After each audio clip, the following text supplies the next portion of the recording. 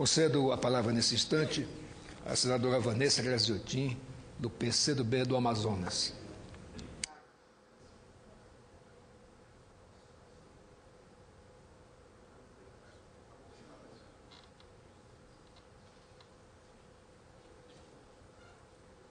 Senhor presidente, senhores senadores, companheiros e companheiras. Senhor presidente, eu venho à tribuna, neste momento, primeiro, para abordar 3 assuntos. Primeiro, creio que não poderia, em aqui estar, deixar de falar, tecer, mesmo que sejam incompletos, alguns comentários em relação ao leilão do pré-sal que acabou de ocorrer no dia de hoje. Eu ouvi aqui alguns pronunciamentos falando de que o Brasil perde, de que o Brasil não ganha. Pronunciamentos que não coincidem, são frontalmente divergentes à forma como o Palácio do Planalto, a direção da ANP, a direção da Petrobras vem se pronunciando. Quanto ao resultado, primeiro, senhor presidente, quero dizer que, repito, estou fazendo comentários extremamente breves, porque também acabei de tomar ciência do resultado, como todos nós, afinal de contas.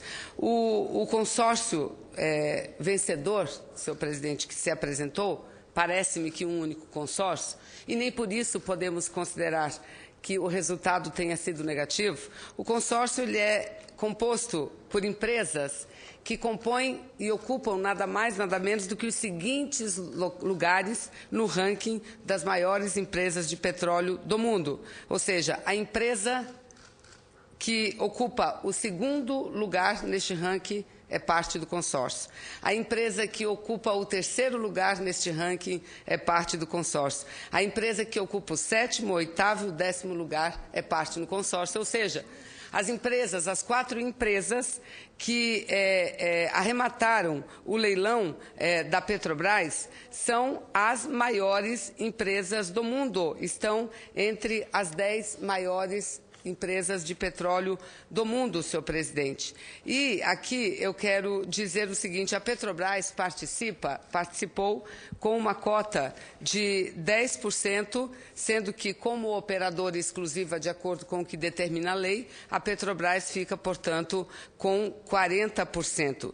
E ficando as demais empresas, as 2 empresas chinesas, CNPC, CNOOC, com 10% cada uma, e as empresas Shell e Total também ficarão com 20% cada uma, ou seja, a maior fatia fica com a Petrobras. O lance oferecido de participação pública governamental neste leilão, senhor presidente, foi o lance mínimo de 41,65%, que é o lance mínimo. Só que, neste lance mínimo, senhor presidente, os ganhos, a participação governamental, ela será superior ou em torno de 75%, porque 41% de barris de petróleo, senhor presidente.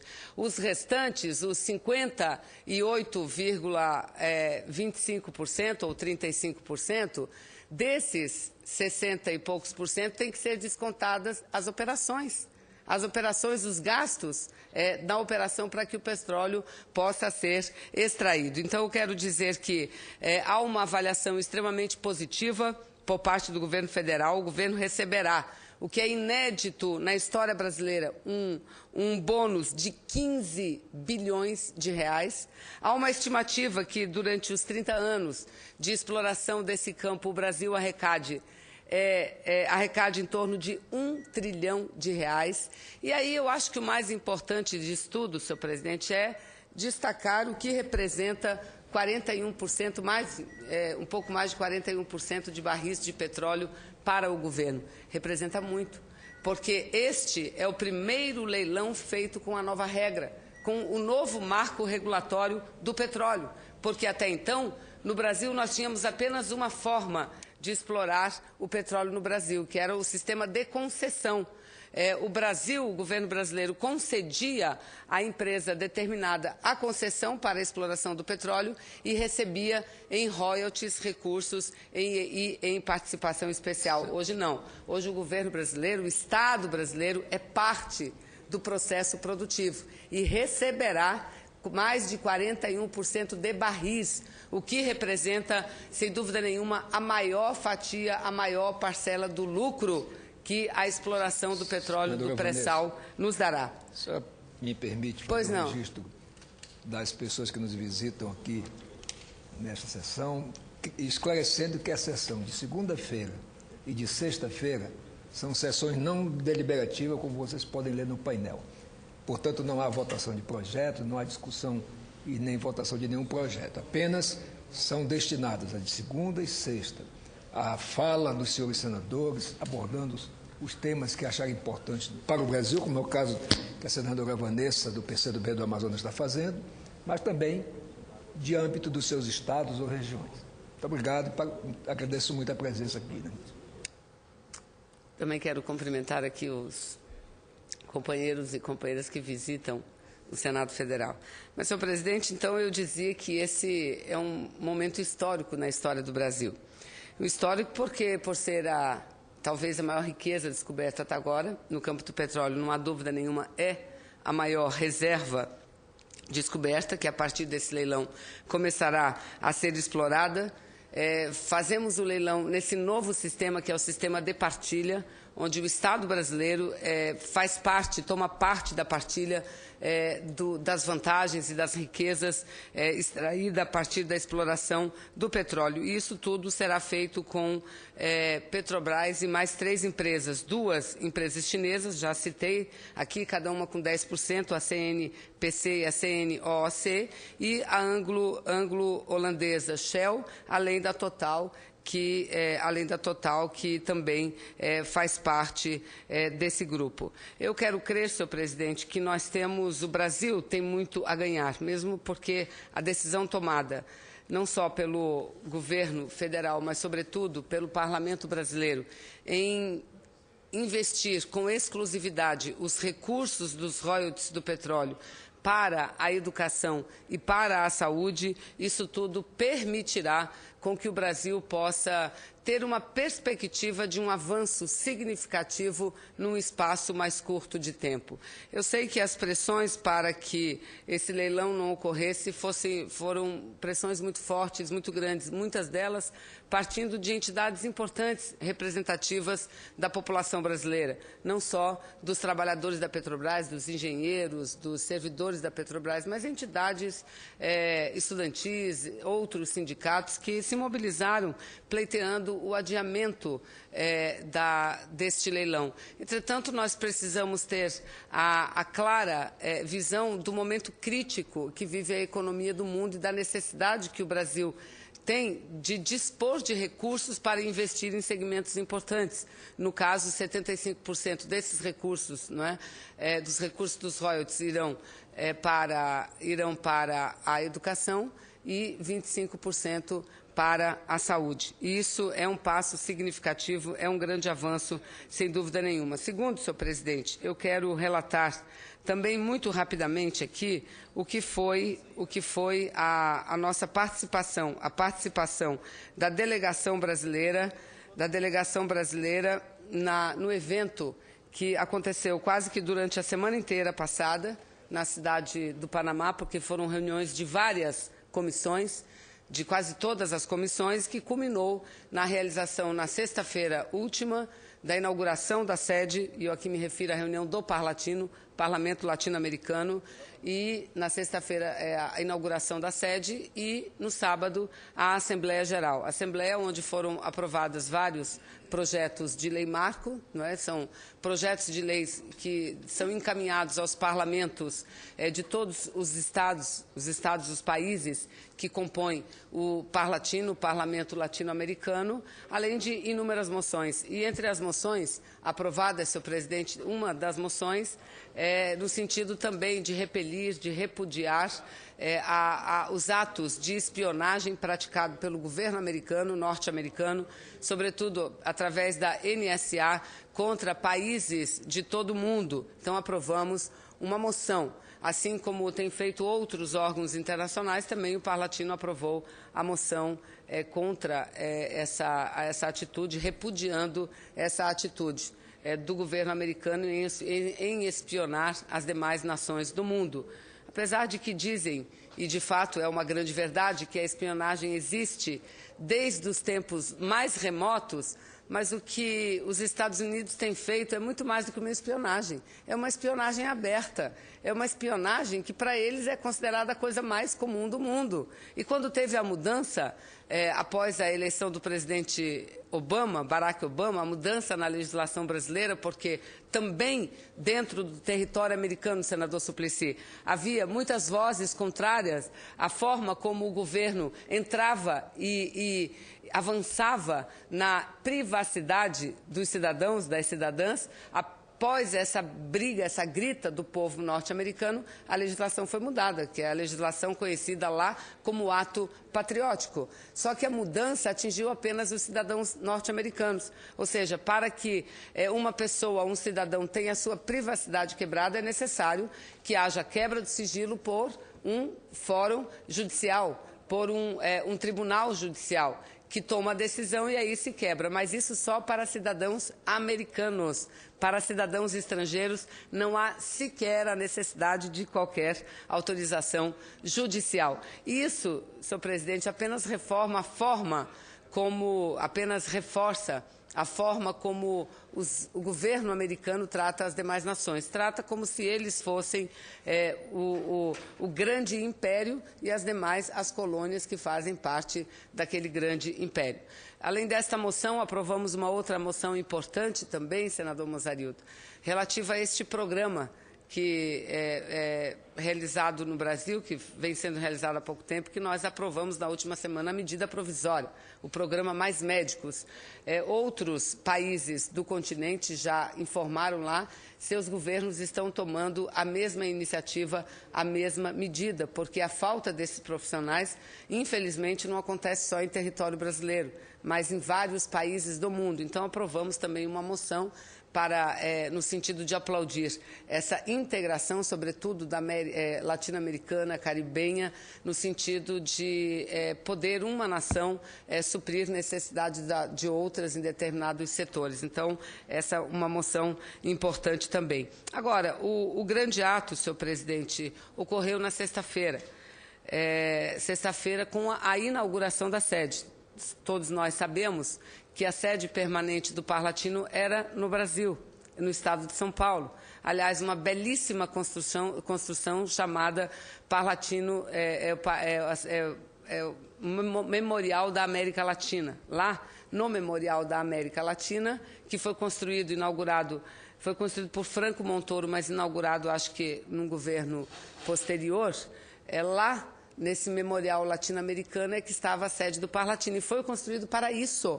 O Parlatino, senhor presidente, ele foi criado a partir de reuniões ocorridas entre parlamentares brasileiros e parlamentares peruanos, e foi estabelecido na cidade de Lima no ano de 1964. Portanto, o ano que vem, o Parlatino completará 50 anos de existência. E a nossa sede foi construída para isso, porque um dos fundadores foi o senador à época, Nelson Carneiro. Eu vou conceder a parte a Vossa Excelência, senador Suplicy. Nelson Carneiro. Lembrar que é um projeto de Oscar Niemeyer, o Parlatino, que por isso Vossa Excelência estava dizendo que é tão bonito também, mas exatamente é uma das obras importantes desenhadas pelo nosso querido Oscar Niemeyer. Exatamente, e o objetivo da sede era exatamente esse, abrigar o parlamento latino-americano, que diante de um momento muito difícil, um momento de exceção, um momento de quase falta completa de democracia, parlamentares dos países latino-americanos se reuniram e decidiram, em dezembro de 1964, pela criação do Parlatino. E lá estava Franco Montoro, lá estava Nelson Carneiro, lá estava dezenas de parlamentares, democratas, acima de tudo, brasileiros, criando essa entidade que tinha como objetivo não só enfrentar aquele momento muito difícil da democracia no nosso continente, mas também enfrentar os grandes desafios de integração que todos nós temos, sem dúvida nenhuma. Infelizmente, quando José Serra era governador, o seu último mandato como governador do estado de São Paulo, ele simplesmente desabrigou o senador Suplicy, o Parlatino. Vossa Excelência sabe muito bem disso, porque todos acompanhamos esse episódio. Naquela época, eu coordenava o Grupo Brasileiro do Parlatino. Hoje, o coordenador do Grupo Brasileiro, o presidente do Grupo Brasileiro do Parlatino, é o senador Flecha Ribeiro. Naquela época, o presidente do Parlatino era um senador que hoje é presidente do Senado chileno, senador Pizarro, que estava lá, inclusive, neste evento, e eu era presidente do Grupo Brasileiro. Fizemos inúmeras reuniões com o governo do Estado de São Paulo, e aqui eu quero fazer uma homenagem aos parlamentares, alguns parlamentares do PSDB, entre eles, senador Aloysio, o deputado Azeredo, vários parlamentares que foram até o governador para pleitear que continuasse o Parlatino com aquela sede naquele local. Mas, infelizmente, isso não aconteceu. O governador exigiu ter para si a totalidade do conjunto daquela obra, que, repito, a obra foi construída para ser sede do Parlatino, não é? Mas, enfim, esta foi a decisão do governo do Estado de São Paulo à época, e assim foi feito. De tal sorte que, depois da contribuição de muitos países, não só latino-americano, mas chinês, inclusive, a China, que contribuiu com mais de 5 milhões de dólares, pôde-se construir a nova sede do Parlatino. E essa, infelizmente, não é mais no Brasil. Senador Mazarildo, senador Suplicy, infelizmente não é mais no Brasil, é no Panamá, uma belíssima sede, e que da inauguração participaram inúmeros chefes de Estado, inúmeros chefes de Estado, porque lá estava acontecendo a cúpula ibero-americana. Inclusive, o príncipe das Astúrias lá estava, presidente do Panamá, presidente de vários outros países. A presidente Dilma não pôde estar presente, mas estava o nosso chanceler, o ministro de Relações Exteriores, ministro Figueiredo. Enfim, a inauguração dessa sede até parece que se repetiu um pouco o ato inaugural da primeira sede, que era no estado de São Paulo, onde também vários presidentes de países participaram, do Brasil. Aquela época acho que era o nosso ex-colega que faleceu, o senador, era o presidente do Brasil. À época, participou o Fidel Castro, presidente de Cuba, entre tantos outros, Menem, da Argentina, entre tantos outros presidentes que participaram daquele evento. Então, foi um ato magnífico. E no dia seguinte, na Assembleia Geral, como disse, aprovamos esse conjunto de teses. Eu farei questão de fazer com que todas elas sejam incluídas no nosso relatório, porque assim como nossas viagens, a liberação, a autorização para que participemos, qualquer senador ou senadora de eventos internacionais, é feita pelo plenário e comissões, e da mesma forma como aprovamos em plenário o requerimento, temos nós que apresentar um relatório. Eu faço questão de, a cada relatório que apresento, apresentar todo o conjunto das deliberações do evento. E, nesse caso, do Parlatino, foram deliberações muito importantes. Aliás, muitos projetos, inclusive o Código do Consumidor, senhor presidente, brasileiro e de tantos outros, surgiram a partir de um debate no âmbito do Parlatino, que elaboraram uma lei-marco para ser apresentada a todos os países. E hoje, grande parte dos países latino-americanos tem a sua lei, o Código de Defesa do Consumidor. Não é? Eu concedo a parte, Vossa Excelência, senador Suplicy, com muito prazer. Eu cumprimentar a senadora Vanessa Graziotin por ter participado desta reunião do Palatino ali no Panamá.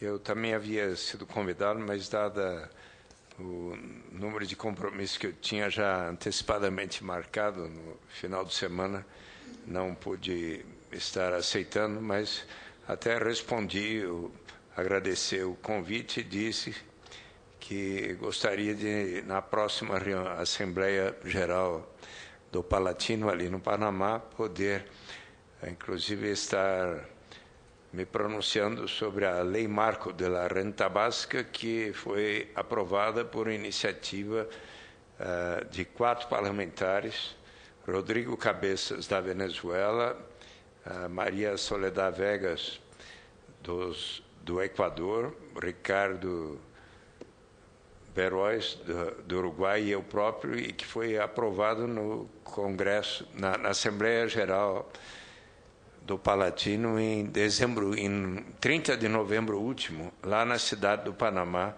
e então que eu gostaria, me coloco à disposição deles de fazer uma palestra sobre esse tema proximamente. Muito obrigado. Muito bem, senador Suplicy. Isso é importante, porque eu não pude participar das comissões, poucos parlamentares brasileiros tiveram essa oportunidade, porque para irmos participar da comissão teríamos que ter faltado nossos trabalhos durante a semana. Por isso, eu optei por participar somente da reunião preparatória à Assembleia, da Assembleia e do ato de inauguração, que iniciou a partir da última sexta-feira, que foi o dia que nós viajamos para lá. Mas anterior, senador Suplicy, anterior a esses eventos, repito, aconteceram várias reuniões de comissões, e as reuniões de comissões, elas têm esse caráter, chama-se alguém que tem determinado entendimento em algum assunto para fazer uma exposição, em seguida o tema é debatido, mas não só no âmbito do debate. É isso, se qualquer parlamentar brasileiro ou qualquer pessoa queira entender um pouco melhor o que significa isso, senhor presidente, o funcionamento do Parlatino, é só entrar no site do Parlatino e lá nós vamos perceber que tem inúmeras sugestões de projetos de leis, denominados eles todos de projetos de lei marco. Mas, senhor presidente, então, aqui fica um pouco das minhas impressões, lamentar profundamente que o Brasil tenha perdido a condição de sediar, né, essa entidade tão importante, que não apenas é um marco na reconstrução da democracia no continente latino-americano, mas tão importante no sentido de agregar cada vez mais os parlamentares. Eu não tenho dúvida nenhuma, apesar de que temos esses subblocos regionais, no caso o Parla-Sul, o Parla-Cem, o Parlamento Latino-Americano, eu não tenho dúvida nenhuma, num futuro não muito distante, será a verdadeira integração regional dos sonhos de todos nós, senhor presidente. E o Parlatino é essa semente que lá chegará, não tenho dúvida nenhuma. Mas, senhor presidente, se Vossa Excelência me permite, eu estou aqui e gostaria de fazer, nesse momento, tecer considerações a respeito dessa data comemorativa aos 10 anos de uma verdadeira revolução que vem acontecendo no nosso país. Uma revolução silenciosa, paulatina, mas crescente, grandiosa e profunda. Essa questão, um grande projeto que marcou a política social e econômica e que vem permitindo que 36 milhões de brasileiros, quase 20% da nossa população, superassem a situação da extrema pobreza em que viviam e melhorassem significativamente as suas condições de vida. Eu aqui estou me referindo ao maior programa de transferência do mundo, que em números, e não só em números, mas também em impacto social, que é o Bolsa Família, que completou ontem 10 anos sendo aplicados no país. Símbolo maior de um governo cujo principal compromisso é com a melhoria da qualidade de vida de nosso povo. O Bolsa Família é o carro-chefe de uma política social que vai muito além da caridade esporádica e do mero assistencialismo, sem lastro ou consequências duráveis. Aliado a outros programas sociais que utilizam o cadastro único do governo federal como referência, o Bolsa Família, em suas múltiplas facetas, fincou raízes no Brasil, necessitado e profundo, onde o Estado não costumava fazer a diferença, e resgatou de maneira eficaz e definitiva esses brasileiros e brasileiras da exclusão social. Seus beneficiários são pais, são mães, são filhos, crianças, jovens, trabalhadores que não tinham acesso aos bens mais básicos, aos serviços mais elementares da vida moderna. Com uma renda mínima garantida e favorecidas por uma grande composição de políticas públicas integradas, essas famílias puderam se estruturar minimamente e vislumbrar um futuro melhor para os seus filhos. Transformaram-se, enfim, em cidadãos. Transformaram-se, enfim, em cidadãs. Os números são portentosos, senhor presidente. Cerca de 13,8 milhões de famílias brasileiras recebem, em média, pouco mais de R$ 150 por mês como complementação da renda. Quase 50 milhões de brasileiros estão inscritos no programa no seu total.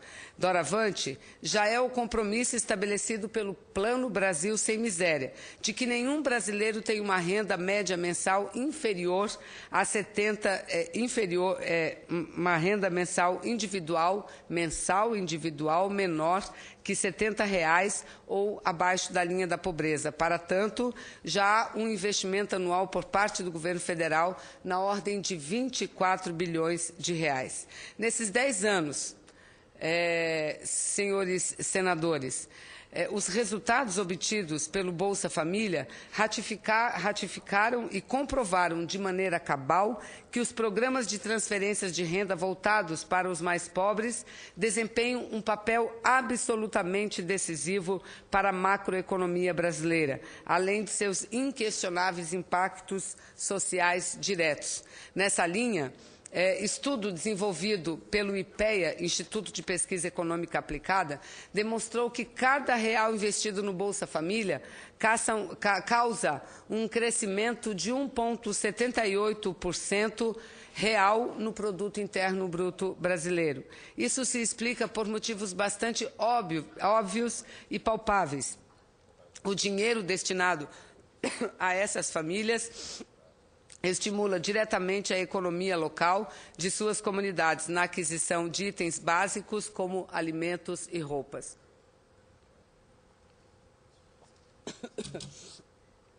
A produção local, por sua vez... Desculpa, senhor presidente. A produção local, por sua vez... vê ampliada a sua demanda pela entrada no mercado desses novos consumidores, que aplicam diretamente os seus recursos na comunidade em que vivem e acabam gerando um ciclo virtuoso de crescimento, geração de emprego e rendas locais. Cumpre dizer que um número ainda maior de recursos entra diretamente na economia local em razão de outros programas sociais que também utilizam o cadastro único, como o da tarifa social de energia e o programa Minha Casa Minha Vida, e que geram descontos significativos aos gastos da família. Eu vou conceder a parte a Vossa Excelência até para que eu possa me recompor, senador. Senador Eduardo Suplicy. Com muita prezada senadora Vanessa Graziotin, até já solicitei que seja encaminhado um copo de água para Vossa Excelência, mas Vossa Excelência... São resquícios ainda de uma gripe muito recente, senador. Também, é que Vossa Excelência tem viajado muito, foi até o Panamá, voltou, e com a tal intensidade de trabalho, então, às vezes, com essas diferenças do ar-condicionado aqui, quente lá fora, volta e meia ainda o doutor presidente Mozarildo, outro dia ainda recomendou que eu também cuidasse do resfriado que eu estava na semana passada, mas e já estou quase bom. Mas tem que cuidar, senão ele não cura, olha aí, ó. Pois bem, mas Vossa Excelência muito bem registra aqui os 10 anos do aniversário do programa Bolsa Família, pois em 20 de outubro de 2003, o presidente Lula, por medida provisória, resolveu racionalizar e unificar o que antes havia, o Programa de Garantia de Renda Mínima associado às oportunidades de educação, também denominados Bolsa Escola, o Programa Bolsa Alimentação. O primeiro era de responsabilidade do Ministério da Educação, o segundo do Ministério da Saúde. Havia o Auxílio Gás e ainda o Cartão Alimentação instituído pelo presidente Lula em fevereiro, março de 2003. E a equipe interministerial, então, de seu governo, avaliou, através de estudos, que seria próprio unificá-los naquilo que é hoje o programa Bolsa Família, que passou de 3,5 milhões de famílias em dezembro de 2003 para hoje 13 milhões e 800 e tantas mil famílias, que correspondem, dado que em cada família temos de 3 a 4 pessoas, a aproximadamente um quarto dos 201 milhões de brasileiros e brasileiras hoje que são beneficiados pelo programa Bolsa Família.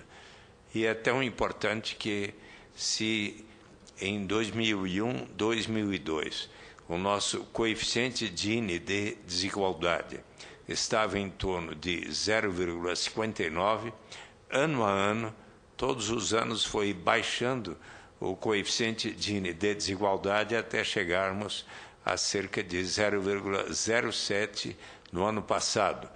Então, tanto diminuiu o grau de pobreza extrema, de pobreza absoluta, significativamente, quanto diminuiu o grau de desigualdade em nossa sociedade. E é importante que nós avancemos ainda mais. Vossa Excelência assinou, eu tive a honra de pedir, e Vossa Excelência de pronto assinou, um manifesto que todos os senhores senadores e senhoras senadoras estão assinando, que pretende encaminhar a presidenta Dilma Rousseff, se possível em mãos, nesta semana, onde venhamos a propor que ela institua um grupo de trabalho que poderá ter a coordenação de uma pessoa como o professor Paul Singer para estudar as etapas em direção a um dia termos uma renda básica de cidadania, que significará um passo além em relação ao programa Bolsa Família. Cumprimento Vossa Excelência pela a sua análise de um programa que vem sendo reconhecido internacionalmente, e por isso, ainda na semana passada, a ministra Tereza Campelo recebeu um prêmio internacional pela eficiência com que este programa tem tido tão bons resultados para a sociedade brasileira. Meus cumprimentos. Eu é que agradeço a parte de Vossa Excelência, senador Suplicy, e, de fato, a gente tem tido a oportunidade de ouvir muitas observações elogiosas ao governo brasileiro pela manutenção desse programa. E esse programa tem servido de exemplo para muitas outras nações do planeta. E eu não podia, nesse momento, também, senador Suplicy, deixar de reconhecer a sua dedicação ao tema. Vossa Excelência, que durante toda a sua vida elegeu este como tema político principal de seu mandato.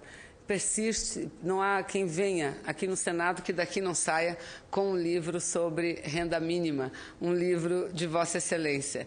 Não há, senador Mozarildo, ninguém que venha ao Senado Federal e que daqui não saia com um exemplar do livro do senador Suplicy. É importante, porque este é o caminho. Eu confesso, senador, que no início era muito contra esses tipos de programas assistencialistas. Entendia, ainda muito jovem, que o mais importante era dar a vara para pescar e não o peixe. Entretanto, para que homens e mulheres possam pegar uma vara e sair para pescar, eles precisam primeiro do alimento para sobreviver. Precisam de ter o mínimo para poder sobreviver. E, infelizmente, o Brasil ainda é, mas muito menos hoje do que no passado. Vejam os números que Vossa Excelência levantou, que eu aqui levantei. 36 milhões de pessoas que ascenderam a um nível, a um patamar melhor na sua condição de vida. Então, sem dúvida nenhuma, hoje, este programa, um sinônimo de política de Estado e referência mundial em gastos sociais. Este programa Bolsa Família apresenta também resultados bastante exitosos e consolidados nos números relacionados à saúde e educação. Resultados que estão visceralmente vinculados aos benefícios do programa. Condicionada à matrícula e ao comparecimento regular das crianças à escola, a renda do programa possibilitou a permanência de mais de 15 milhões de pequenos e pequenas brasileiras e brasileiros nos bancos escolares. A taxa de evasão escolar das crianças beneficiadas pelo programa é de 7,1% no ensino médio e significativamente menor que a média nacional, por volta de 10,8%. Em relação à taxa de aprovação, os números relacionados ao Bolsa Família são superiores à média nacional, 80% a 75%, respectivamente. E, de acordo com projeções feitas há pouco tempo, senhor presidente, a tendência é uma melhora ainda maior no médio e longo prazo, nos indicadores educacionais das crianças e dos jovens cujas famílias estão inscritas no Bolsa Família. No que tange aos indicadores de saúde, os números são igualmente alvissareiros. Eu poderia concluir, senhor presidente? É possível? Muito obrigada. Alvissareiros. Em seus 10 anos de existência, o Bolsa Família contribuiu para a redução da mortalidade infantil em até 20%, conforme estudo publicado pela conceituada revista especializada da Inglaterra, The Lancet.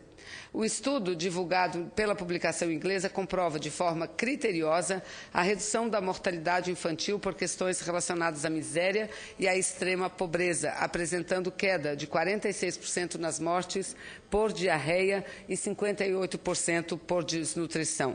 Tais dados, senador Mozarildo, que preside a sessão de hoje, evidenciam a relação direta entre, por um lado, o incremento da renda e, por outro, das condições sanitárias e educacionais das famílias beneficiadas. Mais saudáveis e nutridas, as crianças puderam frequentar mais as escolas e obter um rendimento melhor nas aulas e demais atividades pedagógicas. É preciso que afastemos alguns mitos relacionados ao programa que se mostraram ao longo da década de existência absolutamente inverídicos e incondizentes com os números levantados. O mais propagado deles é de que o Bolsa Família afastaria os seus beneficiários do mercado de trabalho, pois já teriam as suas necessidades econômicas atingidas ou atendidas. A realidade tem mostrado o contrário. É possível atestar que 70% dos seus beneficiários trabalham, pois estão dispostos a melhorar cada vez mais as suas condições de vida, assim como as condições de vida de suas famílias. Dados oficiais apontam que a população dos beneficiados pelo programa alcança pouco mais de 68%, enquanto a média nacional é pouco menor que 67,2%. Outro dado relevante nesse mesmo sentido está no fato de que 10% dos 3,5 milhões de microempreendedores individuais brasileiros fazem parte do programa. Por outro lado, por tudo isso, senhor presidente, e até mesmo seus mais ferrenhos críticos não deixam de reconhecer os números e, mais do que comprovados, os méritos do programa. Até mesmo aqueles que são os críticos mais acirrados em relação a este programa, que não se cansam de atacar de maneira, muitas vezes, improdutiva qualquer iniciativa ou projeto do governo, tecem-lhe ao programa elogios, afirmando que se trata de uma política pública fundamental para o país e para a qualidade de vida das pessoas. E é assim que a compreendemos. Não queremos, nem pleiteamos aqui, e o governo sabe disso, a sua autoria exclusiva, porque uma pequena forma de transferência de renda veio do governo anterior, mas uma pequena forma. O mérito do governo foi juntar tudo, ampliar significativamente e vincular a indicadores que são muito importantes, como os indicadores educacionais. Portanto, nesse momento, eu quero aqui cumprimentar, por esses 10 anos, a presidenta Dilma, mas, em especial, o nosso querido presidente Lula. Presidente Lula que eu dizia e digo sempre que só pelo fato de ter sido eleito alguém como ele, de uma família retirante lá do Nordeste brasileiro, que como grande parte dos brasileiros e brasileiras passaram necessidades e fome, isso já serviu para elevar a autoestima do povo brasileiro. Então, o presidente Lula, que eu tenho uma alegria de poder conviver com ele, convivi durante muito tempo, recebi apoio dele em momentos fundamentais de minha trajetória política, assim como garantiu apoio e com muita garra, com muito vigor, consciência a ele em muitas das suas lutas, mas não podia, nesse momento, cumprimentar a presidenta Dilma e, sobretudo, ao presidente Lula, que foi quem assinou a primeira medida provisória estabelecendo esse programa de transferência de renda e que garante uma qualidade de vida mínima a brasileiros e a brasileiras tão importante em nosso país, que é o Bolsa Família. Muito obrigada e peço desculpas a Vossa Excelência por ter excedido tanto no tempo, senhor presidente. Nada mais havendo a tratar.